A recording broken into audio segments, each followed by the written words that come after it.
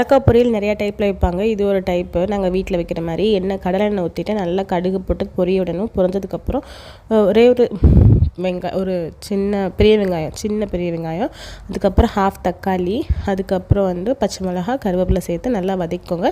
நான் ஸ்லைஸில் கட் பண்ணி வச்சுருந்த வாழைக்காய் அதில் சேர்த்துக்கிறேன். சேர்த்துட்டு இதுக்கு தேவையான அளவு உப்பு, மஞ்சள்தூள் சேர்த்துக்கணும்.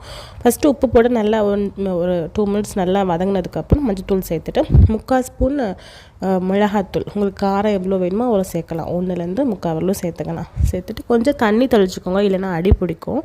ஆனால் மீடியம் ஃப்ளேமில், லோ ஃப்ளேமில் தான் இருக்கணும். அதுக்கப்புறம் மசாலா ஒன்று சேர்ந்ததுக்கப்புறம் நான் ஒரு 1.5 பூண்டை மிக்ஸியில் அடித்து இதில் சேர்த்துக்கிறேன். வாழைக்காய் பொரியலுக்கு கண்டிப்பாக என்ன டைப் பண்ணாலும் அதுக்கு பூண்டு கண்டிப்பாக சேர்க்கணும். ஏன்னா அது வாய்வில்லை, அதனால தான். ரொம்ப சிம்பிள், ரொம்ப டேஸ்ட்டாக இருக்கும். கண்டிப்பாக ட்ரை பண்ணி பாருங்கள். நல்லா ரசம், தயிர் சாதம், சாம்பார் எல்லாத்துக்குமே நல்லாயிருக்கும். பிடிச்சிருந்தா லைக் பண்ணுங்கள். புளிக்குழம்புக்கு நாங்கள் இன்றைக்கி வச்சு சாப்பிட்ருந்தோம். பிடிச்சிருந்தா லைக் பண்ணுங்கள், சப்ஸ்கிரைப் பண்ணுங்கள். இன்னொரு வீடியோவில் பார்க்குறேன். பாய் பாய் பாய் பாய் பாய்.